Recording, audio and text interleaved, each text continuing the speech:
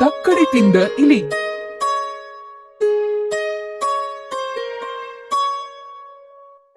ಒಂದು ಹಳ್ಳಿಲಿ ಜೀವ ಅನ್ನೋ ಒಬ್ಬ ವ್ಯಾಪಾರಸ್ಥ ಇದ್ದ. ಅವನು ಒಂದಿನ ಪಕ್ಕದ ಹಳ್ಳಿಲಿ ಏನಾದ್ರೂ ವ್ಯಾಪಾರ ಹುಡುಕೊಂಡು ಹೊರಟ. ಅಬ್ಬಾ, ಈ ಬಿಸಿಲು ಜೊತೆಗೆ ಈ ಕಬ್ಬಿಣದ ತಕ್ಕಡಿ ಇದನ್ನ ಹೊತ್ತು ಸುಸ್ತಾಗಿದೆ. ಅಬ್ಬಾ, ಎಷ್ಟು ಭಾರ ಇದು. ಸ್ವಲ್ಪ ನೆರಳಲ್ಲಿ ಕೂತು ವಿಶ್ರಾಂತಿ ತಗೊಂಡು ಆಮೇಲೆ ಮುಂದೆ ಹೋಗ್ತೀನಿ. ಅವನಿಗೆ ಅವನ ತಕ್ಕಡಿ ಅಂದ್ರೆ ತುಂಬಾನೇ ಇಷ್ಟ. ಯಾಕಂದ್ರೆ ಅದು ಅವನ ಅಜ್ಜ ಕೊಟ್ಟ ತಕ್ಕಡಿ. ನಾನು ಇದನ್ನ ಶಕ್ತಿ ಮನೆಯಲ್ಲಿ ಇಡೋದೇ ಸರಿ. ಶಕ್ತಿ, ನಾನು ಕೆಲಸದ ಮೇಲೆ ಪಕ್ಕದ ಹಳ್ಳಿ ಹೋಗ್ತಾ ಇದ್ದೀನಿ. ಈ ಕಬ್ಬಿಣದ ತಕ್ಕಡಿ ತುಂಬಾ ಭಾರ. ಇದನ್ನ ನಿನ್ನ ಹತ್ರ ಸ್ವಲ್ಪ ದಿನ ಇಟ್ಕೋ. ನಾನು ಹಿಂದಿರುಗದ ಮೇಲೆ ಇದನ್ನ ತಗೊಂಡು ಹೋಗ್ತೀನಿ. ಓ, ಯೋಚನೆ ಮಾಡ್ಬೇಡ ಜೀವ, ನೀನು ಬರೋವರೆಗೂ ಇದನ್ನ ಇಟ್ಕೊಂಡಿರ್ತೀನಿ. ಜೀವ ಶಕ್ತಿಗೆ ಧನ್ಯವಾದ ಹೇಳಿ ಹೊರಟು ಹೋದ. ಈ ತಕಡಿ ತುಂಬಾ ಬೆಲೆ ಬಾಳುತ್ತೆ ಅನ್ಸುತ್ತೆ. ಇದನ್ನ ನಾನೇ ಇಟ್ಕೊಂಡ್ಬಿಡ್ತೀನಿ, ಜೀವನಿಗೆ ಕೊಡಲ್ಲ.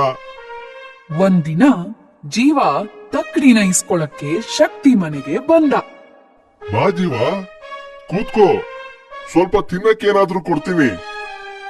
ಬೇಡ ಬೇಡ, ನನಗೆ ಸುಸ್ತಾಗಿದೆ. ಈಗ ಮನೆಗೆ ಹೋಗಬೇಕು. ನನ್ನ ತಕಡಿನ ಕೊಡು, ನಾನು ಹೊರಡ್ತೀನಿ. ಅದು ಅದು ಜೀವ, ಇಲಿಗಳು ನಿನ್ ತಕಡಿನ ತಿನ್ಬಿಟ್ವು. ಇಲಿಗಳ ಕಾಟ ಸಹಿಸ್ಕೊಳಕ್ಕೆ ಆಗ್ತಾ ಇಲ್ಲ. ಜೀವನಿಗೆ ತುಂಬಾ ಬೇಜಾರಾಯ್ತು. ತಕ್ಷಣ ಅವನಿಗೊಂದು ಭಯ ಹೊಳಿತು. ಹೇ ಶಕ್ತಿ, ನಿನ್ನ ಮಗನನ್ನು ಕಳಿಸು. ನಾನು ನಿಮ್ಗೆಲ್ಲ ಉಡುಗೊರೆ ತಂದಿದ್ದೀನಿ. ಅದನ್ನ ಅವನ ಕೈಯಲ್ಲಿ ಕೊಟ್ಟು ಕಳಿಸ್ತೀನಿ. ಓ, ಖಂಡಿತ.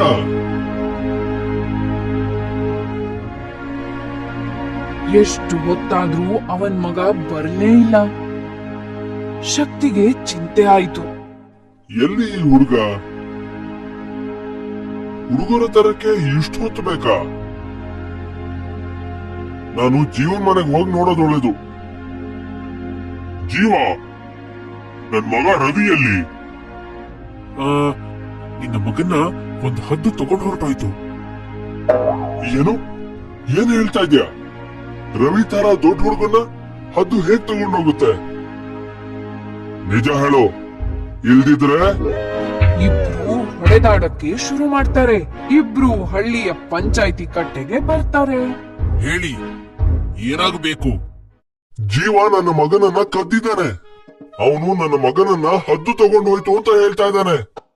ನನ್ನ 10 ವರ್ಷದ ಮಗನನ್ನ ಒಂದು ಹದ್ದು ಹೇಗೆ ಎತ್ಕೊಂಡು ಹೋಗುತ್ತೆ? ನೀವೇ ಹೇಳಿ ಸ್ವಾಮಿ.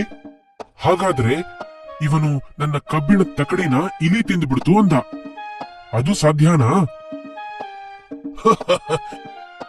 ಏನಿದು ಹುಡುಗಾಟ? ಈಗ ಹೇಳು ಶಕ್ತಿ, ಎಲ್ಲಿ ಕಬ್ಬಿಣ ತಕಡಿ?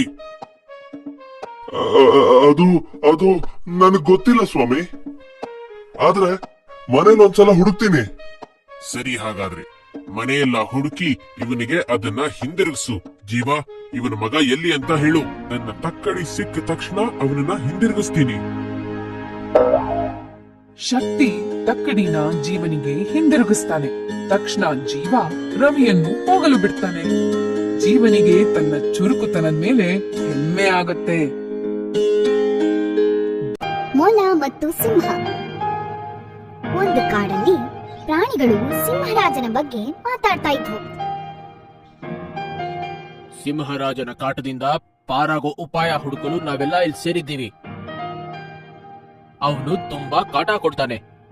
ನಮ್ಮ ಕುಟುಂಬದವರನ್ನ, ಗೆಳೆಯರನ್ನ ಅವನಿಗೆ ಬೇಕಾದಾಗ ಹೊಡೆದು ತಿಂತಾನೆ. ಸ್ವಲ್ಪ ದಿನಗಳಲ್ಲೇ ನಮ್ಮ ಆಪ್ತರ ನೆಲೆಯನ್ನ ಕಳ್ಕೋತೀವಿ. ಅವನ ಕಾಟ ತಪ್ಪಬೇಕು, ಆದ್ರೆ ಹೇಗೆ?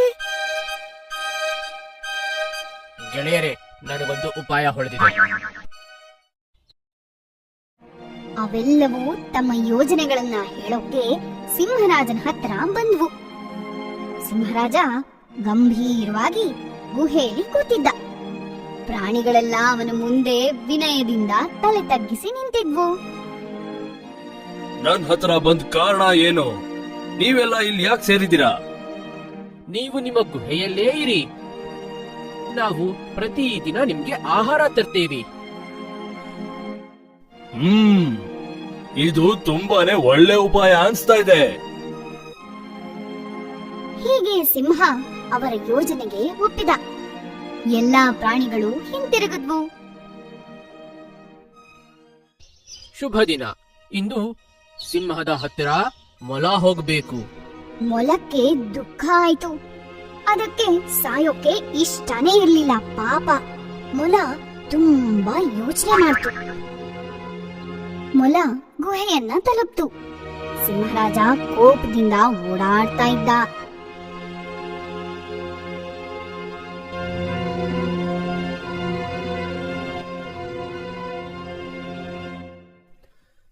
ನೀನು ಎಷ್ಟು ತಡವಾಗಿ ಬಂದಿದ್ಯಾ ಗೊತ್ತಾ? ಎಲ್ಲಿ ನಿನ್ನ ಗುಂಪು? ಒಬ್ಬನೇ ಯಾಕೆ ಬಂದಿದ್ಯಾ? ಒಂದು ಮೊಲ ಇಟ್ಕೊಂಡು ನಾನೇನ್ ಮಾಡ್ಲಿ? ನನ್ನ ಅಪಹಾಸ್ಯ ಮಾಡ್ತಾ ಇದ್ದೀರಾ? ಇಲ್ಲ ರಾಜ, ಇಲ್ಲ ರಾಜ, ನಾನ್ 10 ಮೊಲಗಳ ಜೊತೆ ಬರ್ತಿದ್ದೆ. ಆಗ ಏನು? ಬೇಗ ಹೇಳು. ಅಲ್ಲಿ ಇನ್ನೊಂದು ಕ್ರೂರ ಸಿಂಹ ಬಂದ. 9 ಮೊಲಗಳನ್ನ ತಿಂದುಬಿಟ್ಟ. ನಾನ್ ತಪ್ಪಿಸ್ಕೊಂಡು ನಿಮ್ಗೆ ಎಚ್ಚರಿಕೆ ಕೊಡಕ್ ಬಂದೆ. ಏನು? ಇನ್ನೊಂದ್ ಸಿಂಹನ? ನನಗಿಂತ ಕ್ರೂರಿ? ಅದು ಹೇಗ್ ಸಾಧ್ಯ? ನಾನು ಈ ಕಾಡಿನ ರಾಜ. ಈಗ್ಲೇ ಅವನನ್ನ ತೋರ್ಸು. ಅವನ ಜೊತೆ ಯುದ್ಧ ಮಾಡ್ತೀನಿ. ಈಗಲೇ ಹೋಗೋಣ ಬನ್ನಿ. ಮೊಲ ನಿಧಾನವಾಗಿ ಬಾವಿಯ ಹತ್ರ ಬಂತು. ಅದು ಸಿಂಹಕ್ಕೆ ಬಾವಿಯಲ್ಲಿ ಬಗ್ಗಿ ನೋಡಲು ಹೇಳ್ತು. ಸಿಂಹ ಬಾವಿ ನೀರಲ್ಲಿ ತನ್ನ ಪ್ರತಿಬಿಂಬ ನೋಡ್ತು.